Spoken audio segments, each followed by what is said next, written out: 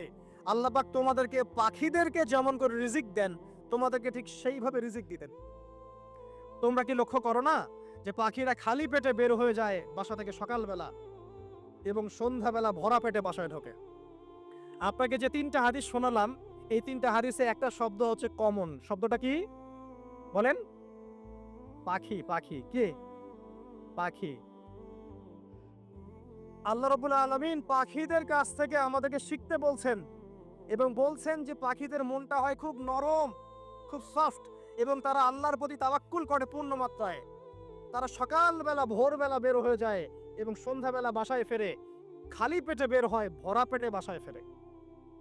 এবং আল্লাহ পাক সবচেয়ে সম্মানিত মৌত যেটা শহীদের মৌত, সেই শহীদদের আত্মাকে আল্লাহ পাক পাখির রূপ দিবেন।